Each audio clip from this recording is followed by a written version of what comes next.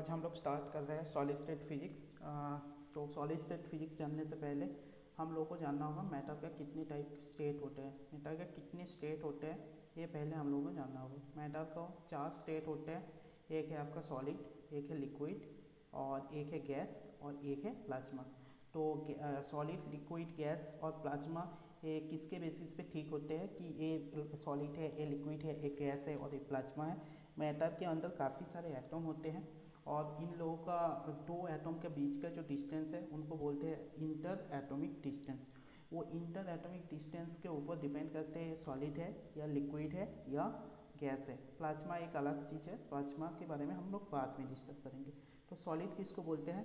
If the inter atomic distance if to low, if the inter atomic distance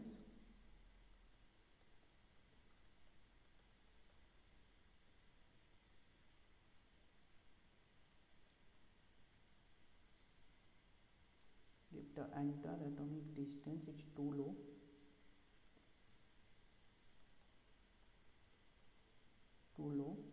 then this is called the solid. If the interatomic distance is more than the solid, then this is called the liquid, and more than the liquid, then this is called the plasma, this is called the gas. ठीक है, तो plasma किसको बोलते हैं? Plasma is one type of gas which have equal number of ions, means equal number of positive and negative ions. ठीक है, ये हो गया आपका प्लाज्मा, इनमें से equal number of positive and negative ion रहते हैं। ठीक है, तो सॉलिड इनके बाद हम आते हैं सॉलिड पे डिस्कस करते हैं। सॉलिड के कितने टाइप होते हैं? There are 2 type of solid in the world और इन द यूनिवर्स। ठीक है, तो 2 टाइप ऑफ सॉलिड क्या क्या है? एक है आपका क्रिस्टलाइन सॉलिड और एक है आपका नॉन क्रिस्टलाइन सॉलिड। एक क्रिस्टलाइन सॉलिड का आपका एक पिक्चर दिख रहा है, इनको बोलते हैं क्रिस्टलाइन सॉलिड, और एक पिक्चर है, इनको बोलते हैं amorphous solid. In crystalline solid atoms are arrange in the periodic manner. और एटम जो है इनका जो मैटर है और जो सॉलिड है इसमें काफ़ी सारे एटम्स हैं और ये एटम क्या है? पीरियोडिक मैनर में अरेंज है। This is called the crystalline solid. ठीक है, और उनके बाद बोलते हैं कि एमोर्फस सॉलिड और non crystalline solid. If the atom are arranged in non-periodic manner or random manner, this is called the crystalline solid. This is the this is the amorphous solid. This is the crystalline solid. In that case, all the atoms are arranged in a manner or in a line. This is called the crystalline solid. Or in that case, amorphous solid, there are no periodicity maintained. There are no periodicity maintained. So this is called the amorphous solid. There are some property in crystalline and amorphous solid. One, first of all, it's the periodicity maintained. In crystalline solid, there are some periodicity maintained, or amorphous solid, there are no periodicity maintained. In amorphous solid, the boiling temperature, in amorphous solid there are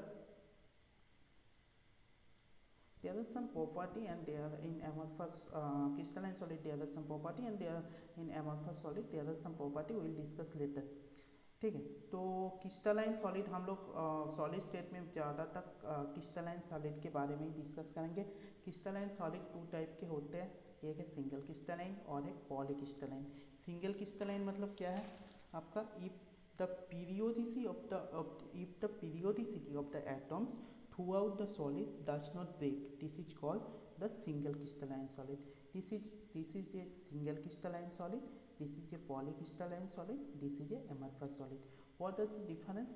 single crystalline solid में आपको दिख रहा है कि periodicity कहीं पे भी break नहीं हो रहा है, जैसे एक ऑर्डर में है। दिस इज पीरियोडिसिटी ब्रेक नहीं हो रहा है, this is called the crystalline solid. In polycrystalline material, there are some break in the periodicity, or in the periodicity break, there are some break in the periodicity, and the periodicity break at the grain boundary. There are some periodicity, or there are some the periodicity break at the grain boundary. So they are the grain boundary where the periodicity break. Let this is the there are the solid, there are some periodicity like that, there are some periodicity like that. So they are both are periodic, but this periodicity and this periodicity are different.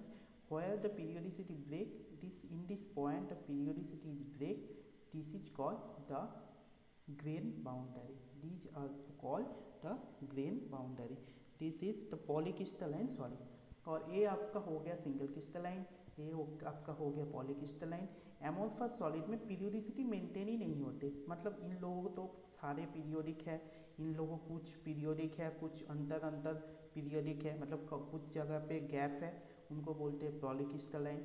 और amorphous में किसी भी जगह periodicity maintain नहीं होते, इनको बोलते हैं एमोर्फस सॉलिड। जैसे एक क्या होगा आपका रियल लाइफ एग्जांपल क्या है, जैसे आप स्कूल में गए हो, ठीक है, तो स्कूल में पेयर होते हैं जब, तो उसमें क्या होते हैं सारे एक लाइन में जैसे मैट्रिक्स फॉर्म में सारे बच्चे खड़ा हो जाते हैं, उनको बोलते हैं कि सिंगल क्रिस्टलाइन। वहाँ पे कहीं भी पीरियोडिसिटी ब्रेक नहीं होते।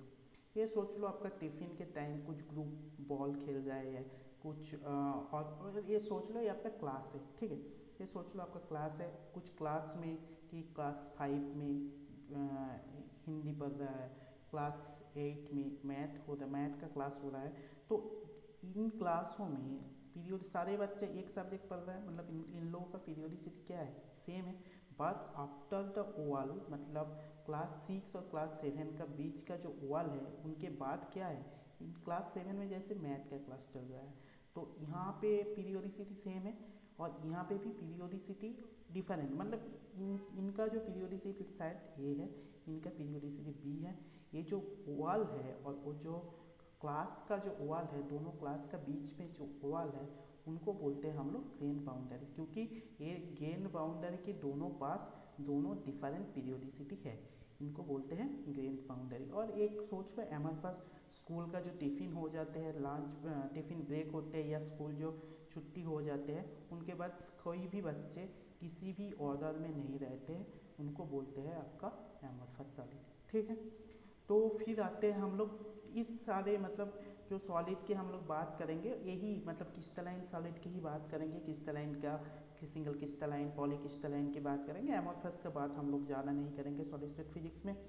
तो लैटिस उनके बाद आते हैं कि इम्पोर्टेंट एक टर्म आते हैं आपका, ये क्या कि लैटिस। लैटिस क्या है आपका, lattice is a set of infinite imaginary point in the space which have same surroundings for each point. और बेसिस क्या है, इट इज एन एटम और ग्रुप ऑफ एटम। मतलब क्या है, ये आपका पिक्चर में क्या दिखा रहा है कि ये लैटिस, लैटिस मतलब क्या है आपका एक इमेजिनरी पॉइंट है, ठीक है, और ये इनका सराउंडिंग सेम है, मतलब इनका जो जैसे ए हो गया आपका कि यहाँ पे कुछ एटम, जैसे मैं बेसिस ड्रॉ करने की कोशिश कर रहा हूँ, ये है आपका लैटिस। ये लैटिस में क्या हो रहा है आपका, लेट ए पॉइंट है, जिस पॉइंट के लिए इनमें ये सारे इमेजिनरी पॉइंट है, इनफाइनाइट है, तो इनफाइनाइट तो हम ड्रॉ नहीं कर सकते कि जैसे स्ट्रेट लाइन हो गया, स्ट्रेट लाइन तो हम स्ट्रेट लाइन भी इनफाइनाइट है, हम लोग इनफाइनाइट ड्रॉ कर सकते हैं क्या, यहाँ पर यहाँ इनफाइनाइटली ए लॉन्ग डिस्टेंसली इनफाइनाइटली ए है। बट एक लैटिस के अंदर, बस एक सॉलिड के अंदर एक फाइनाइट होते हैं, ये लैटिस एक सॉलिड के अंदर फाइनाइट होते हैं, और एक इमेजिनरी पॉइंट है, लेट एक considering these are the imaginary point which have same surroundings, means यहाँ से यहाँ का डिस्टेंस ए होते हैं, तो ए भी ए है, ए भी ए है, ए भी ए है, मतलब इन लोगों का डिस्टेंस सब सेम है, मतलब सिमिलरली दिस पॉइंट से ए है, ए है, ए है, ये सारे डिस्टेंस सेम है, ठीक है। This is called the same surroundings, मतलब इनका आसपास जो एटम है उनका डिस्टेंस सारे सेम है, इनके लिए जितने हैं इनके लिए भी उतने हैं, इनके लिए भी उतने हैं, ये हो गया आपका सेम सराउंडिंग्स, ठीक है। फिर आते हैं बेसिस। बेसिस मतलब क्या होते हैं, ये शायद आप एक रियल लाइफ एग्जाम्पल दे रहा हूँ, फिर से समझने से आसानी होगा। आप लोगों के पास, सारे लोगों के पास फ्रिज में जो आइस पैकेट होते हैं, आइस पैकेट से आइस निकालो कि मेरे पास कुछ आइस पैकेट खाली है, ठीक है। तो उसमें क्या है, एक स्पेस है, मतलब वो इमेजिनरी स्पेस है, यहाँ तो इमेजिनरी है, ये स्पेस दिख रहा है हम लोगों को, उस स्पेस को हम बोलते हैं लैटिस, ठीक है।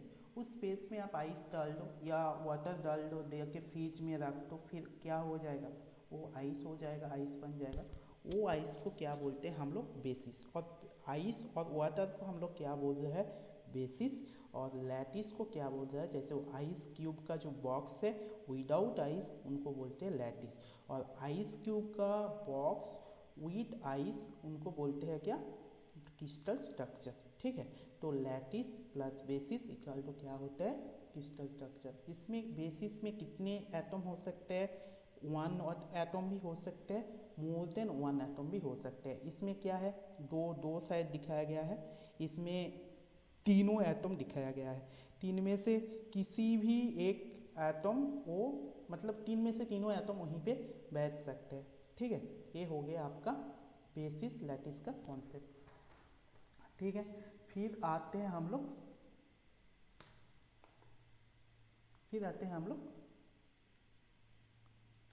यूनिट सेल पे, ठीक है। तो यूनिट सेल क्या होते हैं, unit cell is the smallest cell which contain which continuous representation make an crystalline solid। मतलब यूनिट सेल वो सेल है, सबसे स्मॉलेस्ट सेल है, वो हम लेके मतलब पास बैठा बैठा के एक क्रिस्टलाइन सॉलिड हम ड्रॉ कर सकते हैं। जैसे हम लोगों के पास, हाँ, क्यूब क्यूब है कुछ, जो रूबिक्स क्यूब देखे हैं, ऐसे जो क्यूब होते हैं, रूबिक्स क्यूब ही होते हैं। रूबिक्स क्यूब में क्या होते हैं, जो डिफरेंट कलर होते हैं ना, वो सारे छोटा छोटा क्यूब ही होते हैं। रूबिक्स क्यूब में काफ़ी छोटा छोटा क्यूब लेके एक क्यूब हो जाते हैं। जैसे रूबिक्स क्यूब का वो जो छोटा एक कलर का, जैसे रेड कलर मान लो, रेड कलर का एक क्यूब हो गया, येलो कलर का एक क्यूब हो गया, वो एक एक क्यूब वो होते हैं आपका यूनिट सेल। उनका कॉन्टिन्यूस रिपीटेशन क्या करते हैं, आपका एक क्रिस्टलाइन स्टेट और क्रिस्टलाइन सॉलिड देते हैं। तो ये unit cell is the smallest cell which continuous repetition make a crystalline solid. ये आपका दिख रहा है यूनिट सेल, इनका कॉन्टिन्यूस रिपीटेशन देखो, इस यहाँ बैठा है, यहाँ एक बैठ सकता है, यहाँ एक बैठ सकता है, यहाँ एक बैठ सकता है, यहाँ यहाँ यहाँ यहाँ, मतलब चार चार आठ लेके, आठ ऐसे यूनिट सेल लेके हम लोग एक क्रिस्टलाइन स्ट्रक्चर, क्या मतलब क्रिस्टलाइन सॉलिड कह सकते हैं, ठीक है। ये हो गया आपका यूनिट सेल, ठीक है। तो उनके बाद क्या आते हैं, primitive unit cell and non primitive unit cell. लिखा है शायद, primitive unit cell and non primitive unit cell. Primitive unit cell की क्या होते हैं, it is the unit cell contain only one lattice point, then this is called the primitive unit cell। primitive unit cell मतलब क्या है, जिसमें lattice point should be one, lattice point one और lattice point more than one होंगे तो उनको बोलते हैं non primitive unit cell. Primitive unit cell में क्या है, लैटिस पॉइंट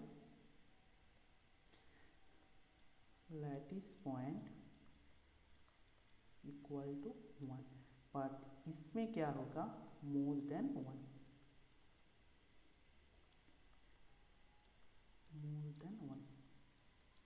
ठीक है। ये हो गया आपका primitive unit cell and non primitive unit cell, ठीक है। तो प्रिमिटिव यूनिट सेल में वन कैसे हो रहा है और नॉन प्रिमिटिव में वन से ज़्यादा कैसे हो रहा है। देखो प्रिमिटिव यूनिट सेल में क्या हो रहा है कि वन कैसे हो रहा है, ठीक है। लेटे एक स्क्वायर जैसा कुछ है, स्क्वायर तो मतलब अच्छे से बना नहीं है, फिर भी ये स्क्वायर है। तो इस स्क्वायर में यहाँ कुछ लैटिस है, यहाँ एक लैटिस है, सिमिलरली यहाँ एक है और यहाँ एक है, ठीक है। तो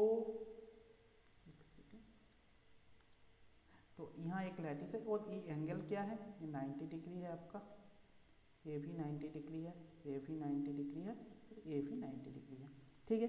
ये क्यूबिक है जैसे, तो ये 90 डिग्री है तो मतलब क्या है तो इनका सोचो, ये सब 90 डिग्री बारे में सोचना छोड़ ही दो, कि सोचो आपके पास एक एप्पल है, ठीक है।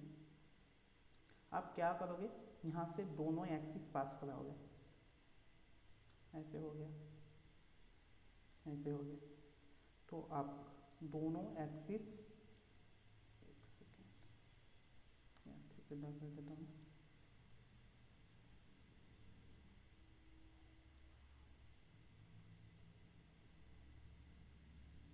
दोनों एक्सिस पास करा देते हैं, ये आपका 2D केस, मतलब आप एक 2D के केस में, तो दोनों जब एक्सिस पास कराओगे या दोनों आधा आधा, जैसे आप मान लो एक छुरी से या नाइफ से आप काट रहे हो, मतलब चारों भाग में चारों दिशा में काट रहे हो, तो कैसा होगा ये, जो हम तो एग्जैक्टली नहीं ड्रॉ कर पाए, क्योंकि यहाँ पे शायद शेप अलाउड नहीं है, शेप हम ले नहीं पाएंगे यहाँ।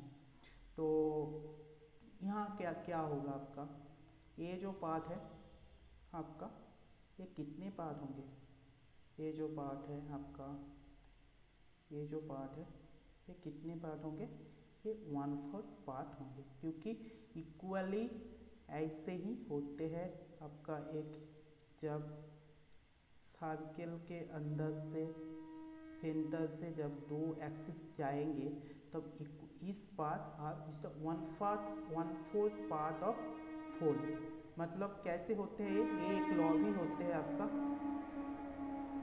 टोटल डिग्री कितने हैं, 360 डिग्री, यहाँ पे कितने डिग्री कवर कर हो रहा है, 90 डिग्री, तो ये पार्ट क्या करेंगे, कितने पार्ट होंगे, 90/360, मतलब क्या है आपका 1/4।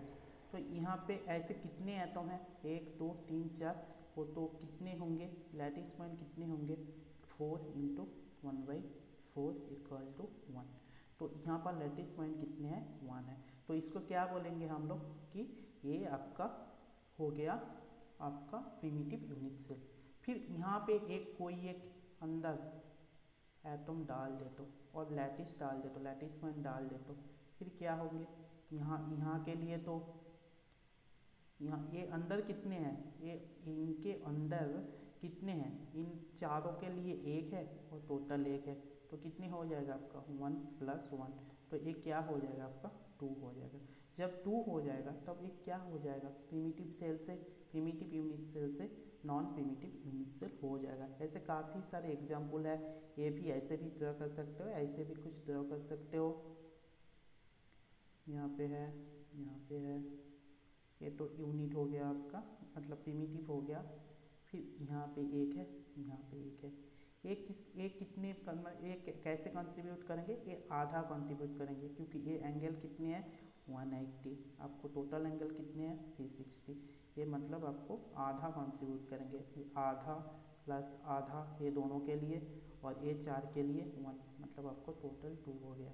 फिर यहाँ भी एक डाल सकते हो, फिर क्या हो जाएगा +1 हो जाएगा = 3 हो जाएगा। ऐसे अब मतलब आपको दे सकते हैं कि ये पिक्चर यहाँ से कौन सा प्रिमिटिव है और कौन सा नॉन प्रिमिटिव है, ये भी आपको दे सकते हैं एग्जाम पे, ठीक है। तो हम लोग के जो हो गया आपका प्रिमिटिव हो गया, नॉन प्रिमिटिव हो गया। तो क्रिस्टलाइन सॉलिड का जो है वहाँ 2D क्रिस्टल स्ट्रक्चर कुछ है, कुछ फोर स्ट्रक्चर हैं, जिनमें से हम लोग को जानना होगा और उनका मतलब प्रॉपर्टीज जानना होगा। 2D मतलब क्या होंगे, 2D मतलब दो साइड होंगे, ए एंड बी होंगे, और उनके रिगार्डिंग एक एंगल होंगे, जिनको बोलते हैं अल्फ़ा और गामा, कुछ भी बोल सकते हो, अल्फ़ा भी बोल सकते हो या गामा भी बोल सकते हो। तो अल्फ़ा बोलेंगे तो सारे जगह अल्फ़ा बोलेंगे, और गामा बोलेंगे तो सारे जगह गामा बोलेंगे, ठीक है। यहाँ पर गामा देके रिप्रेजेंट करा हुआ है। तो यहाँ पे जो है ये है क्रिस्टल सिस्टम में, मतलब कितने टाइप का क्रिस्टल स्ट्रक्चर होते हैं, ये होते हैं आपका 2D में 4 तरह का क्रिस्टल स्ट्रक्चर होते हैं, 2D में 4 टाइप का क्रिस्टल स्ट्रक्चर होते हैं। और कितने टाइप के ब्रेविस लैटिस होते हैं, वो होते हैं आपका 5 टाइप का ब्रेविस लैटिस होते हैं। तो क्रिस्टल स्ट्रक्चर में कैसे कैसे क्रिस्टल स्ट्रक्चर होते हैं, 4 तरह का, ये होते हैं आपका ओब्लिक्यू, एक होते हैं आपका रेक्टेंगुलर, एक होते हैं आपका स्क्वायर, और ये आपका होते हैं हेक्सागोनल। ये सारे आपका ए बी और अल्फा या गामा का कॉम्बिनेशन मिलेगा, मतलब ए बी और गामा का डिफरेंट कॉम्बिनेशन में आपको ये चार क्रिस्टल स्ट्रक्चर आप बना पाओगे। ठीक है, तो कैसे कैसे बना पाओगे आप? ए का कैसे, बी का कैसे, गामा का कैसे, क्या क्या हो सकता है। If a not is equal to, यहाँ पे हम लिख देते हैं, फिर नहीं लिखना पड़ेगा, थोड़ा प्रॉब्लम हो रहा है पेन। तो जैसे आपका ऑब्लिक्यू हो गया, ऑब्लिक्यू में क्या हुआ है, if a not is equal to b and उनकी रिगार्डिंग एंगल जो गामा है और अल्फा है, कुछ भी बोल सकते हो, वो not is equal to 90 degree, तो उनको क्या बोलते हैं, ऑब्लिक्यू। और ऑब्लिक्यू में एक ही आते हैं जो बेविस लैटिस, वो है ऑब्लिक्यू। और उनके बाद आते हैं कि रेक्टेंगुलर। रेक्टेंगुलर कैसे होते हैं कि a not is equal to b what, gamma equal to 90 degree. जैसे ए हो गया, ए बी तो सेम नहीं है, बट इनका हम अच्छे से ड्रॉ नहीं कर पा रहे हैं, एक स्ट्रेट लाइन होंगे। ए हो गया आपका कि ए हो गया आपका, बी हो गया, ए बी तो इक्वल नहीं है और इनका एंगल आपका 90 डिग्री है, इसको बोलते हैं ऑब्लिक्यू। यहाँ पे टू तरह का ऑब्लिक्यू ब्रेविस लैटिस होते, सॉरी रेक्टेंगुलर ब्रेविस लैटिस होते हैं। एक रेक्टेंगुलर प्रिमिटिव, एक है रेक्टेंगुलर सेंटर। जैसे ए हो गया आपका rectangular primitive,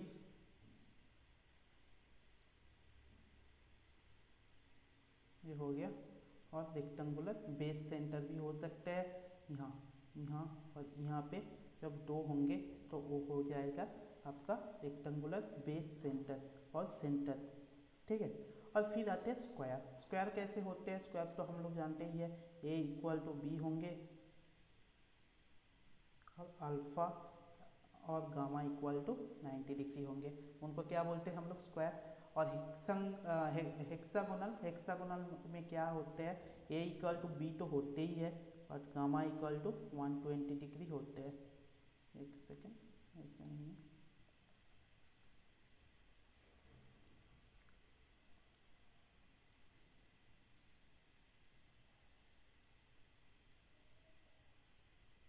this is the one type of hexagonal. ठीक है, तो ये हो गया आपका चारों तरह का 2D का, चार तरह का क्रिस्टल स्ट्रक्चर और 5 तरह का वेविस लैटिस, ये हो गया। तो उनके बाद आते हैं हम लोग 3D पे। 3D पे क्या है, 3D पे 7 तरह का आपका क्रिस्टल स्ट्रक्चर मिलेगा और उनका वेविस लैटिस मिलेगा आपका 14 तरह का। ठीक है, तो उसमें क्या क्या है आपका 3D में हम लोग क्या जानते हैं, 3D मतलब क्या होता है कि उनमें से तीनों साइड रहेंगे। जैसे आपका ए हो गया, बी हो गया, सी हो गया, एंड उनके कॉरस्पॉन्डिंग एंगल क्या रहेंगे, अल्फा बीटा के बीच में होंगे अल्फा, बीटा और बी या सी के बीच में होंगे बीटा, तो ए बी के बीच में होंगे अल्फा, बी सी के बीच में होंगे बीटा और ए सी के बीच में होंगे आपका गामा। इन तीनों के कॉम्बिनेशन लेके आपको 7 क्रिस्टल स्ट्रक्चर, 7 क्रिस्टल स्ट्रक्चर आपको बनाना है। ठीक है, तो क्यूबिक पहले हो गया आपका क्यूबिक, जिनमें a equal to b equal to c है, alpha equal to beta equal to gamma है, इक्वल टू 90 डिग्री है। आपका a equal to b equal to c है and alpha beta and gamma equal to 90 degree है। जैसे alpha beta and gamma equal to 90 degree है, ये हो गया। फिर आ जाते हैं आपका रोम्बोहेड्रल और टेट्रागोनल, जिनमें से क्या है, सॉरी ये होते हैं, सॉरी रोम्बोहेड्रल, टेट्रागोनल नहीं, रोम्बोहेड्रल। ये हो गया आपका a equal to b equal to c और alpha equal to beta equal to gamma not equal to 90 degree. मतलब सारे वो जो साइड है वो तो सेम होंगे, बट इन लोगों का एंगल जो है वो डिफरेंट है, मतलब वो 90 डिग्री नहीं है, मतलब alpha equal to beta equal to gamma तो सेम होंगे बट वो 90 डिग्री नहीं है, वो उनको बोलते हैं रोम्बोहेड्रल। फिर आते हैं हेक्सागोनल, इनमें से ए और बी सेम है, ए और सॉरी ए और बी सेम है, कुछ भी ए बी लिख सकते हैं, इनमें से ए एंड बी सेम है, बट और उनका एंगल भी सेम है, जैसे अल्फ़ा बीटा हो गया 90 डिग्री हो गया, but gamma equal to 120 degree है। तो a equal to b not equal to c, but a alpha equal to beta equal to 90 degree, gamma equal to 120 degree. This is called hexagonal. और एक होते हैं कि tetragonal, a equal to b equal to c, but alpha equal sorry a equal to b not equal to c, alpha equal to beta equal to gamma equal to 90 degree. This is called the tetragonal. Similarly orthorhombic, a not equal to b not equal to c, alpha equal to beta equal to gamma equal to 90 degree. और monoclinic, a not equal to b not equal to c, alpha equal to gamma equal to 90 degree, but beta not equal to 90 degree. फिर आते हैं triclinic, a not equal to b not equal to c, alpha not equal to b not sorry alpha not equal to beta not equal to gamma not equal to 90 degree. These are called the crystal structure. 7 types of crystal structure. There are 7 types of crystal structure और there are 14 types of Babis lattice. 14 types of Babis lattice कैसे कि आपका cubic में 3 तरह का Babis lattice होते हैं। एक है simple cubic, body centre cubic, और एक होते हैं face centre cubic. Simple cubic तो पहले ही जैसे आप लोग देखा है, ये हो गया आपका simple cubic. Body centre cubic same है, इसमें और एक है। और फेस सेंटर क्यूबिक वो हम 3D स्ट्रक्चर में, जैसे ए हो गया आपका बॉडी सेंटर क्यूबिक हो गया, जैसे किसी भी एक ए मान लो, एक सेकेंड, कि ए हो गया आपका क्यूबिकल स्ट्रक्चर तो हो गया। तो ये पहले जो था ये हो गया आपका सिंपल क्यूबिक, जो अंदर मतलब सेंटर में एक एटम हो गया तो वो हो गया आपका BCC। फिर ये सोचो यहाँ पे एक है, यहाँ पे एक है, यहाँ पे एक है, यहाँ पे एक है, और यहाँ पे एक है। कितने हुए हैं ऊपर नीचे, इस पर एक है, तो कितने है 1 2 3 4 5 6। तो 6 सरफेस में 6 एटम है। फिर ए हो गया आपका FCC। ठीक है, there are 3 types of crystal structure, BCC, simple cubic, BCC and FCC। यहाँ का 3 हो गया। रोम्बोहेड्रल का 1 हो गया, रोम्बोहेड्रल का 1 है सिंपल क्यूबिक। और फिर आते हैं आपका टेट्रागोनल का आपका 2 है, मतलब FCC नहीं है इसमें, BCC and simple cubic and BCC। Orthorhombic का 4 है, जैसे सिंपल क्यूबिक, BCC, FCC हो गया। फिर आते हैं BCC, जैसे BCC का मतलब क्या है कि बॉडी सेंटर क्यूबिक। सिमिलरली और भी एक होता है एंड सेंटर क्यूबिक, और BCC मतलब बेस सेंटर क्यूबिक।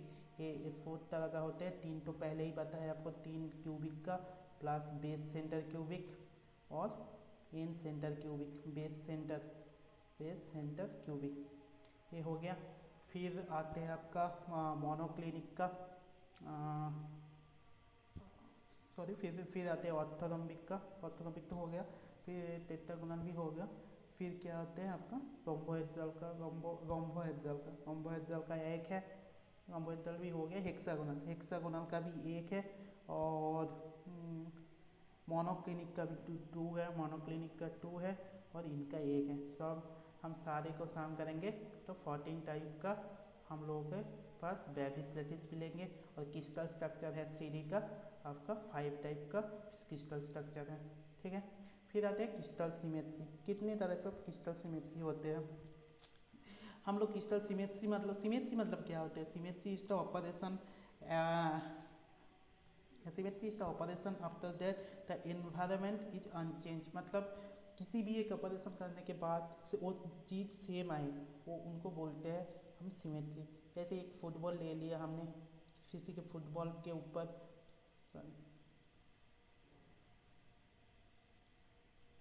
तो फुटबॉल तो नहीं हो रहा है, जैसे फुटबॉल ही मान लो। यहाँ पे एक हमने कुछ ड्रॉ किया है, कुछ पॉइंट दिया है। फिर हमने क्या किया, इनको 360 डिग्री रोटेट किया है, मतलब यहाँ करके रोटेट करके यहाँ फिर लेके आए। तो यहाँ क्या हुआ, 360 डिग्री रोटेशन के बाद ये जो मतलब जो पहले जैसे बॉल था, जैसे मतलब यहाँ पे जो पेंट हुआ करा हुआ था, मतलब जिस पोजीशन में फिर से वो उस पोजीशन में वो पेंट आए हैं, उनको बोलते हैं आपका सिमेट्री। जैसे पिछले जैसे ही मतलब अनचेंज होंगे, मतलब इन्वायरमेंट अनचेंज होंगे, मतलब इनके इन्वायरमेंट जो था, इनका पिछले जैसे इन्वायरमेंट था उनका इन्वायरमेंट सेम है अभी 360 डिग्री रोटेशन के बाद, उनको बोलते हैं symmetry. There are 4 type of symmetry, एक है ट्रांसलेशन सिमेट्री, एक है रोटेशनल सिमेट्री, एक है रिफ्लेक्शन सिमेट्री और एक है इन्वर्सन सिमेट्री। ठीक है, तो there are 4 type of symmetry, air translation symmetry और translation rotational reflection and inversion symmetry.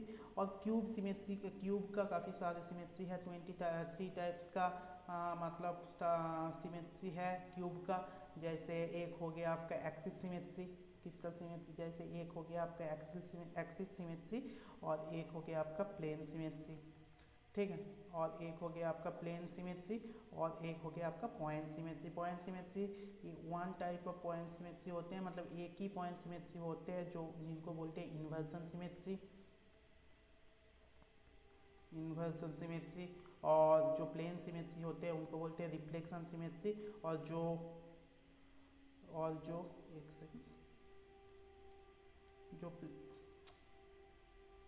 जो प्लेन सिमेट्री है उनको बोलते हैं रिफ्लेक्शन सिमेट्री। और जो इनको बोलते हैं रिफ्लेक्शन सिमेट्री, रिफ्लेक्शन सिमेट्री। और जो पॉइंट है और जो सॉरी और जो एक्सिस है उनको बोलते हैं रोटेशनल सिमेट्री। जो पॉइंट है उनको बोलते हैं रोटेशनल सिमेट्री। तो प्लेन सिमेट्री क्या है, there are 2 type of plane symmetry. एक है स्ट्रेट प्लेन सिमेट्री, जैसे यहाँ का तीन हो गया, एक ए प्लेन हो गया आपका एक, और ए हो गया, इनका कॉरेस्पॉन्डिंग एक हो गया, सिमिलरली इनका कॉरेस्पॉन्डिंग एक हो गया, यहाँ का 3 हो गया। फिर आते हैं आपका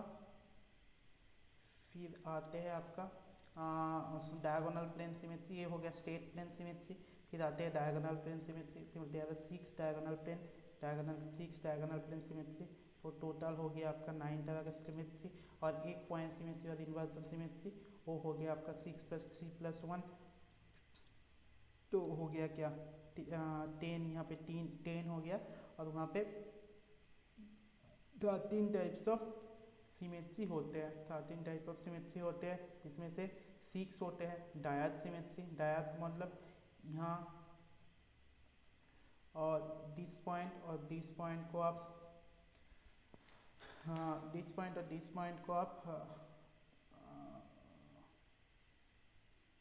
कनेक्ट करो, this point, similarly this point and this point, similarly this point and this point, this point and this point, we get 6 type of axis और 6 diagonal symmetry. there are 4 type of axis symmetry. axis symmetry कैसे करोगे, diagonal जो point है उनको आप मतलब connect करो, यहाँ से एक हो गया, यहाँ से एक हो गया, सिमिलरली यहाँ से एक हो गया, यहाँ से एक हो गया, एक हो सकते हैं, ये एक हो सकते हैं और ये एक हो सकते हैं। पहले से एक ड्रॉ किया हुआ है तो यहाँ पे 4 हो गया। सिमिलरली 3 ट्रायड सिमेट्री, मतलब इस प्लेन का मिडिल पॉइंट, इस प्लेन का मिडिल पॉइंट, ये अब कनेक्ट करो, ये एक हो गया, इस पॉइंट का, इस प्लेन का, इस पॉइंट का, ये एक हो गया और ये तो एक ड्रॉ किया हुआ है, ये 3 हो गया। तो यहाँ पे 13 टाइप्स ऑफ सिमेट्री हो गया एक्सिस सिमेट्री, और वहाँ पे 10 टाइप का आपका था plane symmetry and inversion symmetry लेके, तो टोटल 23 टाइप ऑफ सिमेट्री है। ठीक है, और जो ट्रांसलेशन सिमेट्री है, ट्रांसलेशन सिमेट्री के मतलब होते हैं आपका कि after translation of the certain amount of lattice point we get the same environment. जैसे आपके पास कुछ लैटिस है, उनका सारे डिस्टेंस तो सेम है, बट यहाँ एक सेकेंड हम कोशिश करते हैं सेम करने की।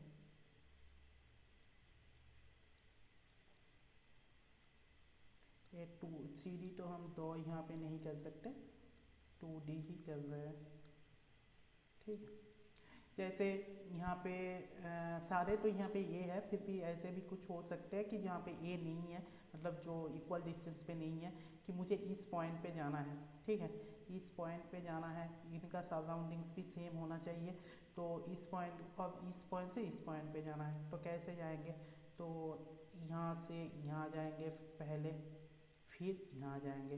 तो एक्स एक्सिस में हम कैसे जाएंगे? जैसे ए मान लो आपका ए है और ए भी ए है, तो एक्स एक्सिस में हम लोग जाएंगे 2a, और वाई एक्सिस पे जाएंगे b, और हम ए हो गया आपका आई कैप, और ए हो गया आपका बी। बी भी लिख सकते हो और ए भी लिख सकते हो, और मतलब क्रिस्टलाइन होंगे तो ए होंगे, और नॉन क्रिस्टलाइन होंगे तो बी लिख सकते हो। ए शायद ए ही लिखो, A J K. This are the translational lattice vector, जहाँ पे इनका इस पॉइंट से यहाँ पे जाने का और ट्रांसलेशन का ये आपको ऑपरेशन करना होंगे, ठीक है। ये हो गया आपका ट्रांसलेशनल लैटिस वेक्टर। और यहाँ का दो चीज़ होते हैं, एक है प्रिमिटिव लैटिस वेक्टर, एक है और नॉन प्रिमिटिव लैटिस वेक्टर। ये प्रिमिटिव लैटिस वेक्टर मतलब क्या है? जो एक्स का कंपोनेंट जो है, ये जो वाई का जो कंपोनेंट है, और ये जो जेड का भी, जो सी डी के लिए एक जेड का भी कंपोनेंट आएंगे, let we consider a i plus b j plus c k, ठीक है। तो a b and c, if they are integer, then this is called the primitive unit vector. और if they a b c are not integer, then they are called are non primitive unit vector. जैसे integer मतलब क्या है कि ए जैसे हो गया, शायद ए हो गया आपका a/2 और बी c/2, देन ए क्या हो जाएगा? प्रिमिटिव लैटिस वेक्टर नहीं होंगे। और लेट ए ए ही लो कि ये सारे के सेम है, तो ए i plus A J plus ए के, दीज आर द ए के, this is the primitive units lattice vector, but a/2 I plus aj plus ak is not a primitive lattice vector. This is non primitive lattice vector. तो आज यहीं तक करते हैं, फिर कल हम लोग स्टार्ट करेंगे कि वो मिलर इंडिसेस क्या होते हैं, और मिलर इंडिसेस कैसे निकालते हैं, और दो प्लेन के बीच पे एंगल क्या है, और डायरेक्शन इंडिसेस क्या होते हैं, सारे कुछ उनके पास डायरेक्शन इंडिसेस क्या है, तो प्लेन कैसे ड्रॉ करना होते हैं, सिंपल क्यूबिक, फिर पीसीसी एफसीसी, वो सारे करेंगे आज यहीं तक, ठीक है।